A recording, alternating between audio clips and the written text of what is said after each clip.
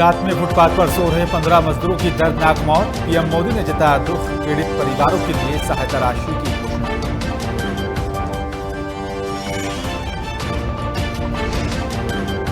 South Africa में मिला corona virus का नया स्ट्रेन, पहले से 50% ज्यादा संक्रामक, लोगों में बना डर का माहौल।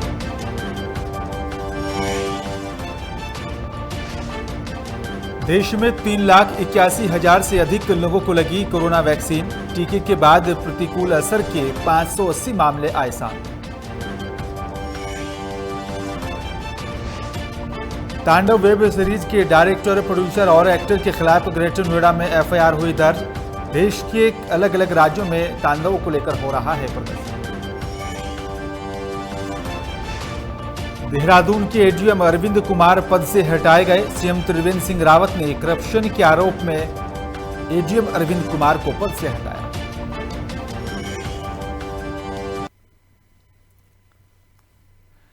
नमस्कार, मैं हूं बिलाल मलिक और आप देख रहे हैं लोकमंच और बुलेटिन में। सबसे पहले बात करेंगे बांदा की। बांदा से इस वक्त की बड़ी खबर आ रही है। आपको बता दें कि गांव में नौटंकी देखने गए मेडिकल कॉलेज छात्रों ने की मारपीट। नौटंकी देख रहे ग्रामीणों से जो है भिड़ते हुए जूनियर डॉक्टर यहां पर नजर आए हैं। गाने की फरमाइश पूरी ना होने पर जो है ये पूरा विवाद हुआ था। मारपीट में 6 लोग गंभीर रूप से घायल बताए जा रहे हैं।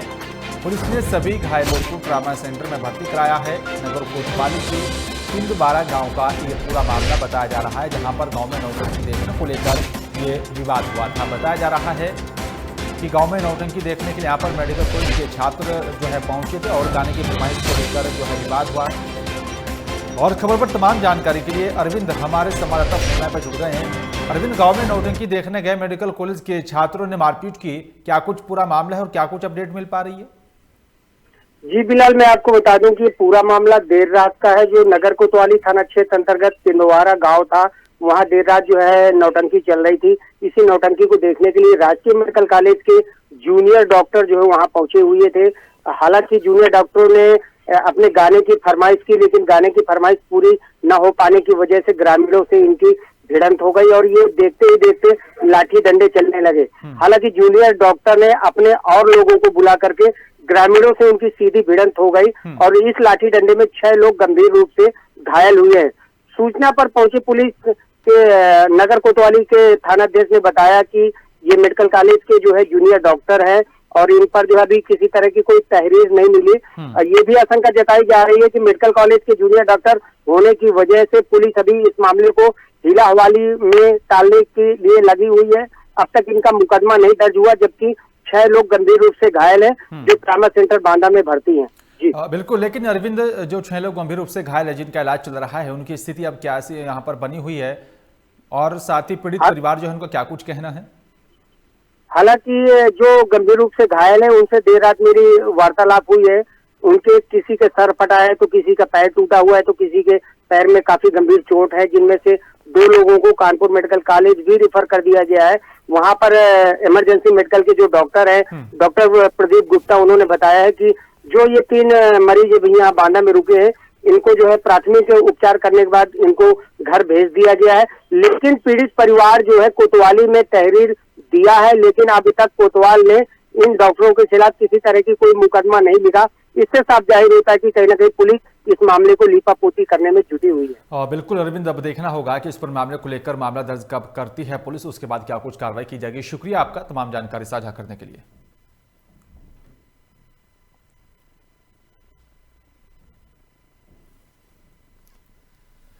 और चलिए बात करेंगे प्रयागराज की। प्रयागराज में अखाड़ा परिषद ने वेब सीरीज तांडव का विरोध किया है। उनका कहना है कि हिंदू धर्मावलंबियों को यहां पर कमजोर ना समझे, हिंदू देवी देवताओं का अपमान बंद होना चाहिए।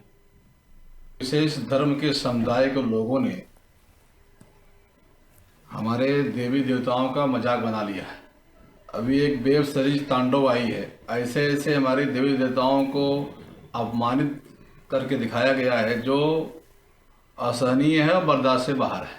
अगर हिंदू सनातन परंपरा के विपरीत कोई कार्य दिखाएंगे तो वह बर्दाश्त के बाहर होगा। साधु संत सड़कों पे आएंगे, इसलिए इसे जो भी आई है वेब सीरीज को तत्काल बंद कर दिया जाए। मिर्जापुर वेब सीरीज के खिलाफ मुकदमा दर्ज किया गया है और साथ ही आपको बता दें कि काफी दिनों से यहां पर इस वेब सीरीज को लेकर मिर्जापुर के लोगों में काफी गुस्सा था। लगातार लोग इस वेब सीरीज को बंद करने की और साथ ही उनके खिलाफ लगातार कड़ी कार्रवाई करने की मांग कर रहे थे। लोगों का कहना है कि इस फिल्म में जो भी दिखाया गया है उसका इस जिले से कोई लेना देना नहीं। जनपद के यहाँ पर एक युवक को दूसरे राज्य में नौकरी से बस इसलिए निकाला गया क्योंकि वो मिर्जापुर का रहने वाला था। इसके बाद पीड़ित ने पुलिस से न्याय की गुहार लगाई थी। वहीं मिर्जापुर के चिलबिलिया भुईली निवासी अरविंद चतुर्वेदी की तहरीर के आधार पर ही फिल्म के प्रोड्यूसर सहित OTT प्लेटफॉर्म अमेजॉन प्राइम के खिलाफ समूह धाराओं में मुकदमा दर्ज कर लिया गया है। OTT platform company Amazon prime पर रिलीज की गई मिर्जापुर वेब सीरीज के बारे में शिकायत की गई कि अमेजन प्राइम प्लेटफॉर्म पर प्रदर्शित मिर्जापुर वेब सीरीज उनकी धार्मिक, सामाजिक या क्षेत्रीय भावनाओं को ठेस पहुंचा रहा है एवं समाज में वैमनस्य फैला रहा है, जिससे उनकी धार्मिक भावनाएं व मान्यताएं काफ़ी आहत हुई हैं तथा गाली गलौज व नाजायज़ संबंधों को भी दिखाया गया है। अतः अरविंद चतुर्वेदी की तारीर के आधार पर फिल्म के प्रोड्यूसरों आदि एवं OTT प्लेटफॉर्म अमेजन प्राइम के विरुद्ध सुसंगत धाराओं में अभियोग पंजीकृत कर विधिक कार्रवाई की जा रही है। अभी आप कह भी रहे थे, हमने कहा कि अगर हो तो वहीं पुलिस लाइन चलते हैं, वहीं बैठते हैं। नहीं बहुत देर लग जाएगी, फिर मैं देखना है जैसे हमने कोई छोड़ेगा किसी व्यक्ति की ड्यूटी लगा दीजिएगा, मैं जाऊँ दर्शन करूँ। तो आपको बता दें कि मिर्जापुर वेब सीरीज को लेकर जो है लोगों में भी गुस्सा देखा जा रहा है और नाराजगी है और साथ ही अब लोगों ने फिल्म के खिलाफ विरोध प्रदर्शन करना शुरू कर दिया है। अलग अलग राज्यों में लगातार जो है फिल्म के खिलाफ कार्रवाई करने को लेकर मांग की जा रही है। साथ ही आपको बता दें कि मध्य प्रदेश के CM शिवराज सिंह चौहान ने भी केंद्र से इस पूरे मामले को लेकर हस्तक्षेप करने की मांग की थी और इस फिल्म को बैन करने की जो है मांग की जा रही है। वेब सीरीज को लेकर जिस तरह से लोगों में नाराजगी देखी जा रही है तो मिर्जापुर में भी धार्मिक, सामाजिक जो है भावनाओं को ठेस पहुंचाने को लेकर जो है इस अमेजॉन प्राइम पर भी कार्रवाई करने की यहाँ पर मांग की जा रही है। धार्मिक, सामाजिक, क्षेत्रीय भावनाओं को ठेस पहुंचाने का जो है फिल्म प्रोड्यूसर पर यह आरोप लगाया गया है। लेकिन जिस तरह से इस वेब सीरीज का विरोध हो रहा है, अब देखना होगा कि इस पर मामले को लेकर भी क्या कुछ कार्रवाई की जाए। आजमगढ़ में सड़क किनारे युवक का शव मिलने से क्षेत्र में सनसनी फैल गई है। मामला अतरोलिया थाना क्षेत्र में गौहरपुर गांव का है। बताया जा रहा है कि युवक का यहां पर शव मिलने से स्थानीय लोगों ने पुलिस को सूचना दी, जिसके बाद शव की पहचान विनोद गौर के रूप में हुई है। जिसके बाद पुलिस ने शव को कब्जे में लेकर पोस्टमार्टम के लिए भेज दिया गया और साथ ही आगे की कार्रवाई शुरू कर दी गई है।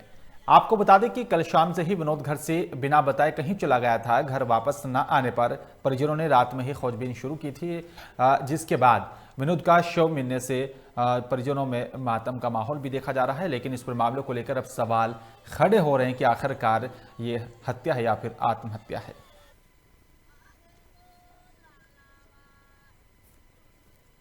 अपने घर से 8-9 बजे निकला था, फिर वापस आया तो इसके शरीर में कहीं कोई ज़्यादा चोट नहीं है।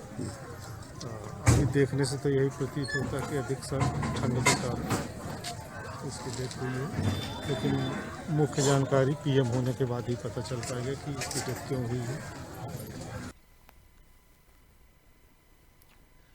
आगरा में हो रहे हादसों पर मेयर ने प्रशासन को लेकर बयान दिया है। उन्होंने कहा है कि यमुना एक्सप्रेसवे और साथ ही लखनऊ एक्सप्रेसवे पर रात 8 बजे से सुबह 8 बजे तक वाहनों को प्रतिबंध किया जाना चाहिए, जिससे यहां पर कोहरे और साथ ही रफ्तार बन रहे हादसों का सबब मिल सके।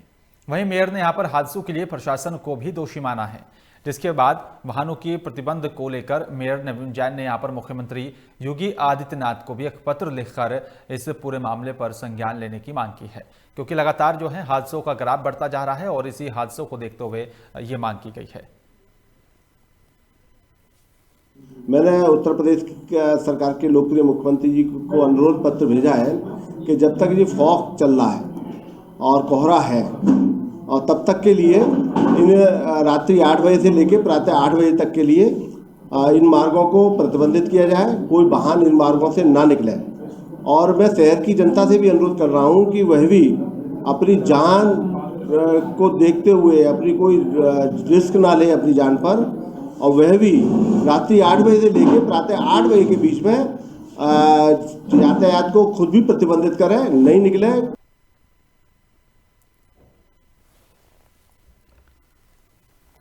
और इस खबर पर तमाम जानकारी के लिए मोहसिन खान हमारे संवाददाता फोन लाइन पर जुड़ गए हैं। मोहसिन, मेयर का एक बयान आया, जिस तरह से लगातार हादसों का ग्राफ बढ़ रहा है, तो वाहनों को प्रतिबंध करने की बात कही जा रही है रात्रि के वक्त, क्या कुछ अपडेट मिल पा रही है? सर, मैं आपको बता दूं कि आगरा के मेयर नवीन जैन ने आगरा यमुना एक्सप्रेस वे और लखनऊ एक्सप्रेस वे पर हादसों को लेकर पुलिस को सर इसका जिम्मेदार माना है। मेयर नवीन जैन उत्तर प्रदेश के मुख्यमंत्री योगी आदित्यनाथ को सर एक पत्र लिखा है, जिसके अंदर उन्होंने मांग की है कि रात 8 बजे से लेकर सुबह 8 बजे तक एक्सप्रेस पर लखनऊ एक्सप्रेस पर वाहनों को प्रतिबंध किया जाए।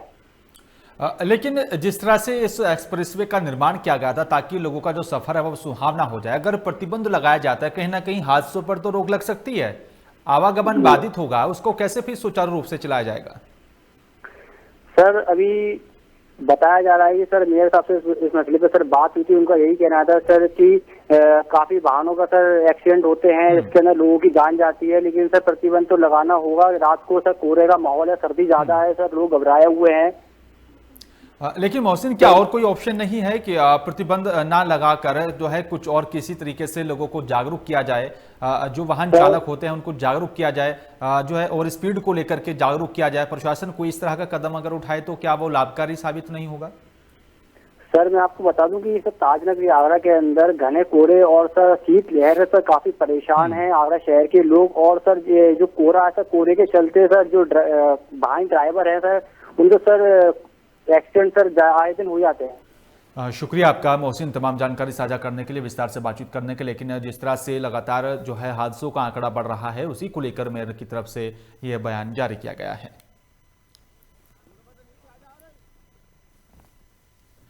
विश्वविद्यालय परीक्षाओं में फेल छात्र छात्राओं के प्रकरण में डॉक्टर भीमराव अंबेडकर विश्वविद्यालय आगरा की परीक्षा समिति के फैसले के खिलाफ सोमवार को डीएस कॉलेज में यहां पर छात्र नेताओं और साथ ही विधि छात्रों ने जो है प्राचार्य कक्ष का घेराव किया है।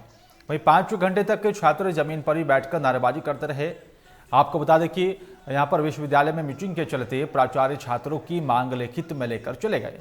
साथ ही chief proctor doctor Mahesh Bhardwaj उन्हें समझाने आए थे और आपको बता दें कि यहाँ पर छात्र उनको चारों ओर से घेर कर बैठ गए थे। मौके पर ही नोकझोंक भी हुई है और जिसके 2 घंटे तक यहाँ पर छात्रों को समझाने और साथ ही प्राचार्य से फोन पर बात कराकर मंगलवार तक फैसले की उम्मीद में शांत रहने की बात कहकर छात्रों को भेज दिया गया था। वहीं छात्र नेता अमित गोस्वामी के नेतृत्व में महापंचायत भी की गई है, जिसमें यहाँ पर विश्वविद्यालय के सभी फैसलों को नकार दिया गया है।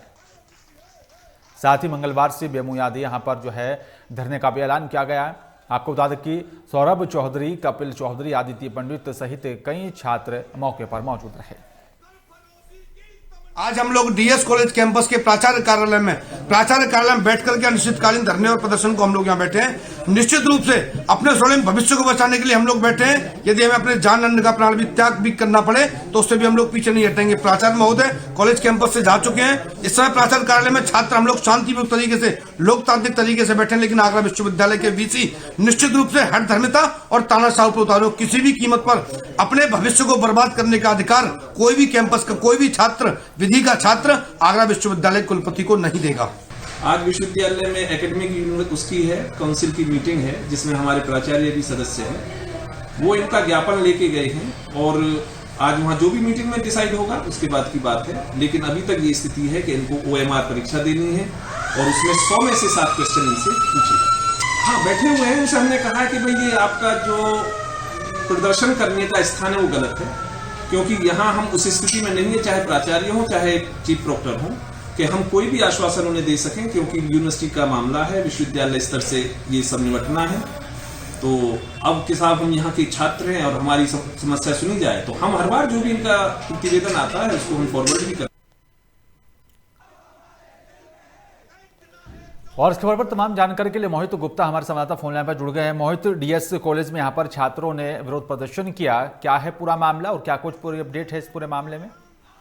देखिए बिल्कुल बिलाल जी, हम आपको बता दें कि 5 घंटे तक विश्वविद्यालय के छात्रों के कब्जे में रहा प्रचार का कार्यालय। एक्चुअली बता दें कि छात्रों के लिए एलएलबी छात्र, एलएलबी फाइनल ईयर के सारे छात्र हैं, इनकी परीक्षा हुई थी जिसमें 95% छात्र जो है फेल घोषित हुए थे। तो छात्रों की लगातार यही कोशिश की जा रही थी कि उनको जो है पास किया जाए, क्योंकि इनकी परीक्षा जो हुई थी, इनकी बीएमआर परीक्षा हुई थी, ओएमआर परीक्षा हुई थी, और जिसमें 95% छात्र हो गए। छात्रों द्वारा पहले भी प्रदर्शन किया गया, पहले इनको लेटर दिया गया, लेकिन लेटर को प्रचार के लेने के बाद में उनको विश्वविद्यालय में दे दिया गया। हालांकि प्रचार से जब हमारी बात हुई तो उन्होंने साफ तौर से यही कहा है कि जो 4 छात्र 4 विषयों में लड़के जो फेल हुए हैं उनकी जो है रीपरीक्षा हो जाएगी, और परीक्षा भी ओएमआर के तरीके से होगी।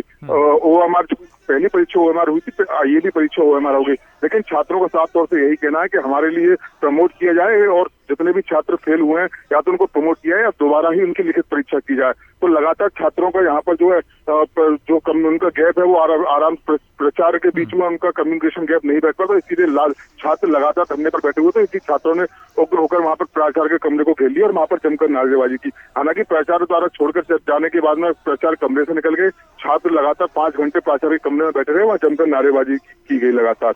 लेकिन पूरा मामला साथ में यही आ रहा है, क्योंकि छात्र लगातार जो एलएलबी के छात्र हैं वो लगातार यही मांग पर लगे हुए हैं, क्योंकि छात्रों के द्वारा पिछली बार देखा भी गया था बिलाल जी के खून से बीसी को पत्र लिखा गया था। मतलब 5 छात्रों द्वारा खून से पत्र लिखा गया था, उसमें साफ तौर से यही कहा था कि ये लोग जो हम लोगों को प्रमोट किया जाए, क्योंकि 95% किसी भी यूनिवर्सिटी के छात्रों के, एलएलबी के छात्रों का अपने आप में एक शर्मनाक था। लेकिन लगातार छात्र जो है बीसी को हितकर बताते हुए लगातार यही मांग कर रहे हैं कि उनको प्रमोट किया जाए। लेकिन विश्वविद्यालय लगातार यही मांग कर रहे हैं कि जो बच्चे 4 सब्जेक्ट में फेल है उनकी रीकाउंसलिंग की रीपरीक्षा कराई जाएगी, और साथ ही साथ में उनकी जो ओएमआर परीक्षा है वही की जाएगी। लेकिन छात्र इस बात को नहीं नकार रहे, और छात्र अगर बात कम्युनिकेट गैप यही सामने आ रहा है कि छात्रों की जो मांग है वो मांग लगातार यही है कि हमको प्रमोट किया जाए। बिल्कुल, अब जो है मोहित देखना होगा कि जो छात्रों की मांग है उसको लेकर जो है विश्वविद्यालय प्रशासन क्या कुछ कदम उठाता है। शुक्रिया आपका तमाम जानकारी साझा करने के लिए।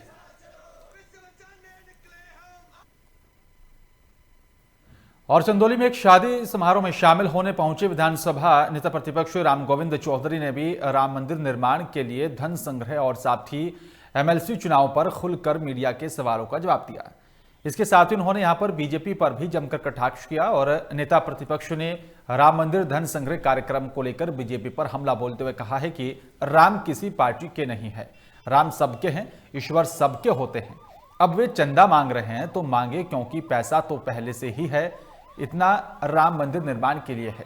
जब बाबरी मस्जिद टूटी तो यहाँ पर ईंटों का एक मंदिर मान जो है पूरे देश और दुनिया की हिंदुओं में यहाँ पर ईंटों को भी पुजवाया गया था, तो उसमें यहाँ पर खरबों रुपया आया था और उसका तो कोई हिसाब नहीं है। ये जो यहाँ पर चंदा मांगा जा रहा है, ये तो यहाँ पर हर मंदिर बनवाने में लोग चंदा मांगते हैं, ये तो बात सही है। इसका वो लोग राजनीतिकरण कर रहे हैं और राजनीतिकरण नहीं होना चाहिए। नेता प्रतिपक्ष ने यहाँ पर दोहा गाते हुए भी बीजेपी पर हमला बोला है। ये वैज्ञानिकों की देन है, डॉक्टरों की देन है, इस पर किसी का विवाद नहीं है। लेकिन कोई अगर पार्टी ये कहे कि हम इसको करा रहे हैं, ये गलत बात है, और इसी कारण से इस पर विवाद भी उठ रहे हैं। पूरे दुनिया में जहाँ भी ये कार्यक्रम शुरू हुआ वहाँ के पहले हेड लोगों ने इसको लगवाया, प्रधानमंत्री, उनके कैबिनेट मंत्री। तो फिर हिंदुस्तान में ऐसा क्यों नहीं हो रहा है? माननीय प्रधानमंत्री जी को, उनके कैबिनेट के मंत्री लोगों को, स्टेट के माननीय मुख्यमंत्री जी लोगों को, जनता को विश्वास देने के लिए जो एक अफवाह उठी हुई है, हम अफवाह की बात नहीं करते, जो उठी हुई है जिसको आपने कहा, तो लोगों को विश्वास लेने के लिए पहले ऐसा करना चाहिए था। इटावा में वन क्षेत्राधिकारी राष्ट्रीय चंबल सेंचुरी का कार्यालय में यहाँ पे ड्यूटी टाइम में ही रेंजर, डिप्टी रेंजर, वन दरोगा, फॉरेस्ट गार्ड सहित 5 अधिकारी कार्यालय में ही शराब पीते हुए नजर आए हैं। वहीं मामले में जब कार्यालय के वन क्षेत्राधिकारी से बात की गई तो उन्होंने मामले में जांच करवाकर उचित कार्रवाई करने की बात कही है।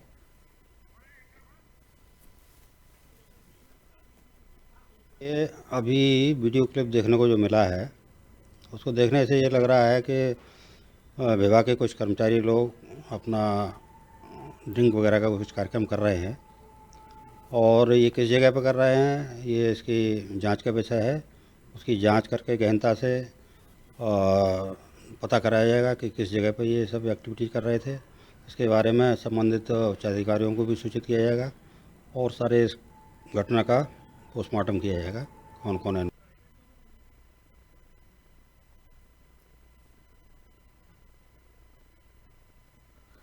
और इस खबर पर तमाम जानकारी के लिए हरिओम हमारे संवाददाता फोन लाइन पर जुड़ गए हैं। हरिओम, चंबल सेंचुरी का कार्यालय मैखाना बनता हुआ नजर आ रहा है। ड्यूटी के वक्त शराब का सेवन करते हुए अधिकारी नजर आ रहे हैं। क्या कुछ पूरा मामला है और क्या कुछ ताजा अपडेट?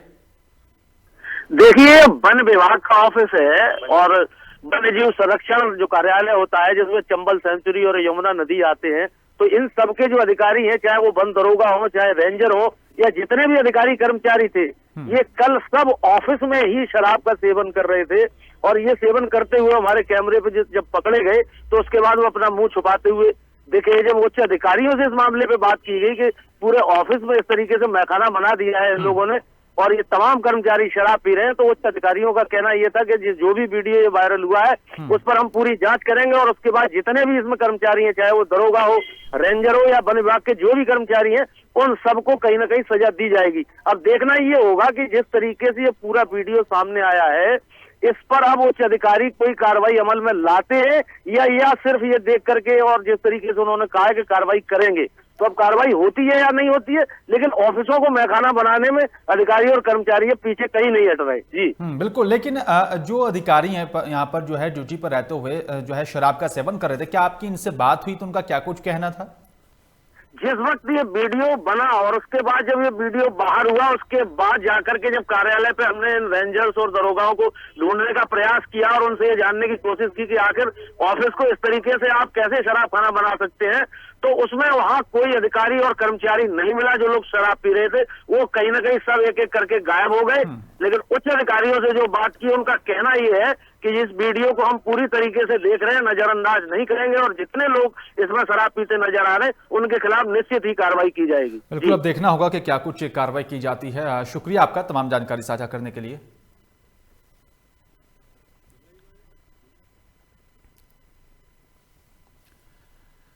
हमीरपुर में नए कृषि कानूनों के खिलाफ भारतीय किसान यूनियन के सैकड़ों किसानों ने तहसील प्रांगण में ही अनिश्चितकालीन धरने की शुरुआत की थी, लेकिन किसानों ने 20वें दिन उपजिलाधिकारी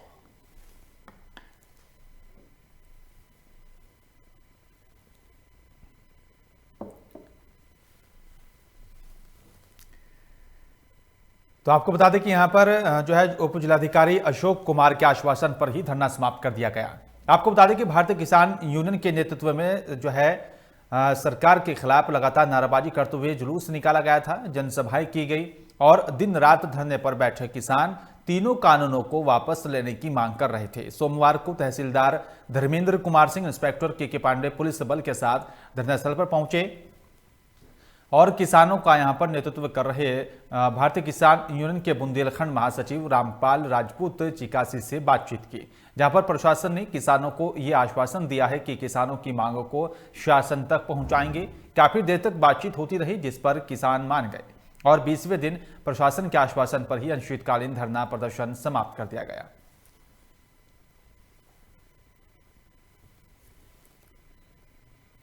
बीस तारीख को यहाँ से कूच करेंगे दिल्ली के लिए, तो कल हम अपना प्रचार प्रसार करके अपना सामान जुटा करके परसों दिल्ली के लिए रवाना होंगे। क्या प्रशासन के द्वारा, स्थानीय प्रशासन के द्वारा आप लोगों पर धरना समाप्त करने का कोई दबाव डाला गया? ना, कोई दबाव कोई नहीं डाला गया। उनसे वार्ता हुई कल, SDM साहब, तहसीलदार और जो कोतवाल साहब थे, तो उन्होंने हमसे वार्ता की। उन्होंने कहा कि हमारे यहाँ जो धरना जो है समाप्त कर दीजिए, क्योंकि जिला हमीरपुर में कहीं नहीं धरना चल रहा, हमारे ऊपर प्रशासन वहाँ से सरकार का दबाव है, तो आप हम ऐसे धरना समाप्त नहीं करेंगे जब तक हम अपने मालूम जो हमारे किसान यूनियन के दिल्ली में जो पदाधिकारी बैठे हुए हैं उनसे बात करेंगे। तो मैंने कल शाम को प्रदेश अध्यक्ष श्री राजवीर सिंह जी से बात की थी, तो उन्होंने कहा था ठीक है और आप यहाँ आ जाइए। उन्होंने भी हमको कहा, तो हमने लोगों ने यहाँ धरना समझ, क्योंकि राजेश चौहान हैं जो हमारे राष्ट्रीय उपाध्यक्ष, उनको 23 तारीख को राज्यपाल का घेराव करना है लखनऊ में, तो उसकी भी तैयारी हमारी यहाँ चल रही है। तो हम लोग ये चाहते हैं कि अब यहाँ का जितना किसान है दिल्ली के लिए कूच करेगा और वहाँ पर हम अपना प्रदर्शन करेंगे। क्या आज से आपका धरना समाप्त है? हाँ, हमारा आज का धरना समाप्त है। हमने SDM साहब से बात की, जो हमारी सम्मान निधि है उसको हमारे गाँव में जा कर के सभी किसानों को सम्मान।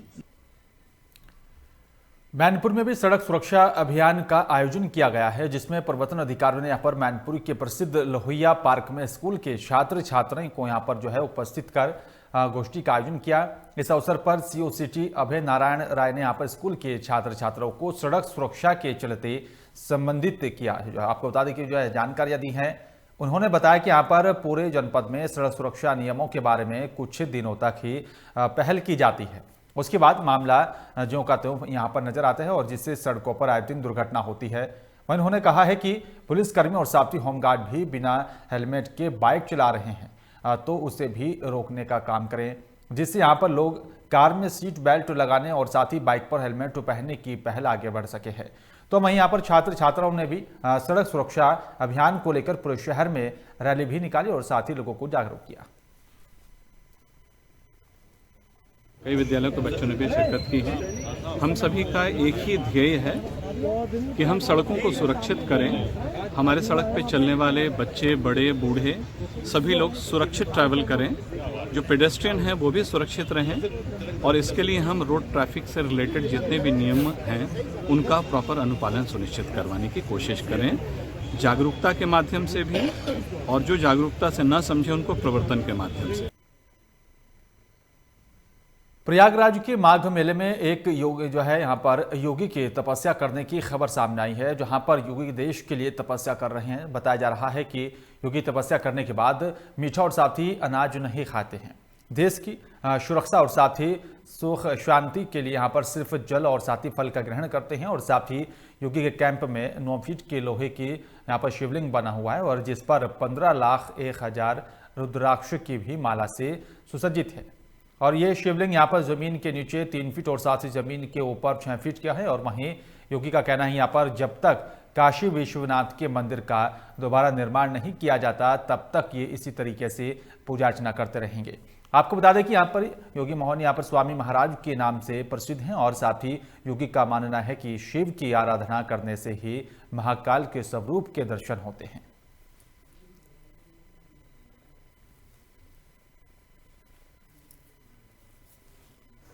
देखिए, ऐसा है कि जब 30 वर्षों की साधना मैंने की तब राम मंदिर के निर्माण का फैसला आया हुआ है। इसीलिए अब मेरा संकल्प प्रारंभ हुआ और हमें पूरा विश्वास है, पूरी निष्ठा है कि निश्चित रूप से राम मंदिर की तरह काशी और मथुरा में भव्य राम मंदिर बनेगा। समय लग सकता है भले ही, लेकिन इसमें किसी प्रकार का संदेह नहीं है। सरकार भी सोचेगी, सदन भी सोचेगा, न्यायपालिका भी सोचेगी, देश भी सोचेंगे, भक्त भी सोचेंगे कि राम मंदिर की तरह कृष्ण मंदिर और विश्वनाथ मंदिर का भी भव्य निर्माण होना चाहिए। यह देश की आवश्यकता है, राष्ट्र की आवश्यकता है, आस्था का प्रतीक है, करोड़ों अरबों लोगों की आस्था की मान्यता है और किसी को इस पे विरोध भी करने कोई प्रश्न नहीं है, क्योंकि वह मेरी भगवान की भूमि है, उसमें भगवान विराजमान रहते हैं। वहां भव्य मंदिर का निर्माण हो, इसमें किसी को इतराज भी नहीं होना चाहिए। फिलहाल हम सब संकल्पित हैं, माँ त्रिवेणी से भिक्षा मांग रहे हैं कि आप कृपा करिए, क्योंकि यहाँ यम चिंतते काम तम तम प्राप्नोति स्थितम, जो चाहिए यहाँ प्राप्त होता है। इसी आशा से अनुष्ठान चल रहा है।